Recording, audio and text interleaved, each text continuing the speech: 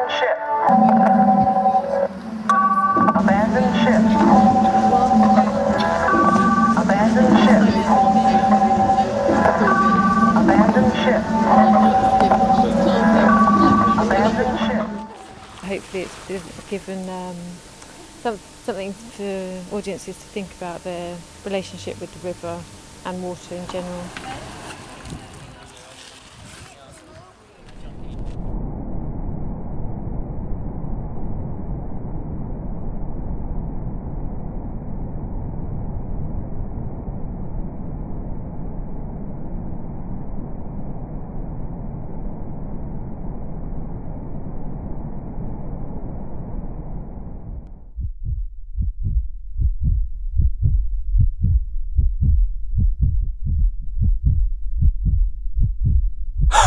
Double Pendulum kind of looks at, the politics of how breathing is affected by pollution.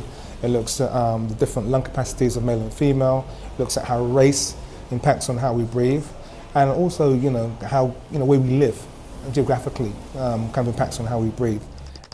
So if you're some sort of bug or a mosquito, these are the sounds you really don't want to hear, because it means you're going to be dead very, very soon. So I'm just going to play them very briefly, and then we can go on with the evening.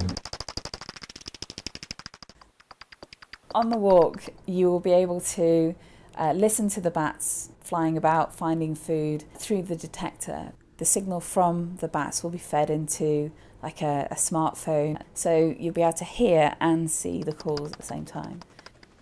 I was intrigued to have a conversation with Professor Frank Kelly and the potential to respond to some of the underlying ideas and phenomena, and how his research gave a very particular sense of the body.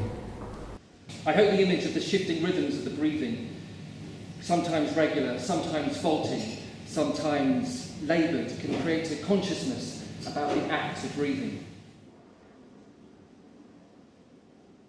We've provided her with a lot of video footage from our work in the deep ocean.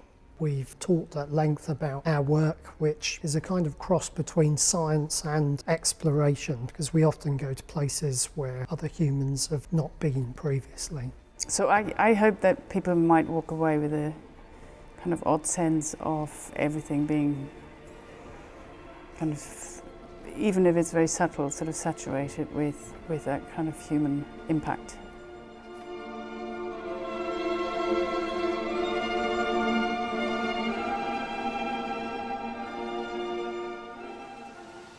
It's being broadcast on Basic FM at the point where the run is finishing. So it's very directly aimed at people who have completed the race either as runners or as spectators and are kind of going home and have finished. The water's been rising so fast. That if somehow, in a kind of half-asleep state, you can put people in a kind of half-asleep state, portray this sort of notion of a flooded Newcastle, perhaps somehow that will enter the subconscious enough to trigger a kind of behavioural change in the sort of normal, daily reality. Okay. So counting down from 10. 10. 9. 8. We demand truth and we demand facts, but frankly, when we get them, we tend to hide away from them. So what do? I think we do respond to stories, to human emotions. We respond to art, we respond to poetry, and we're moved by these things, and that's the whole point. But we're not moved by science. It's an upbeat message that if we are honest about where we are, and we're probably getting to the point where we're on the cusp of almost leaving it too late, then we still have some opportunities to make some changes that could deliver a climate resilient and livable future. Now to our hamstring curl. That's it. You've got it. The most important thing is to keep the system going. That's it. Keep it moving now.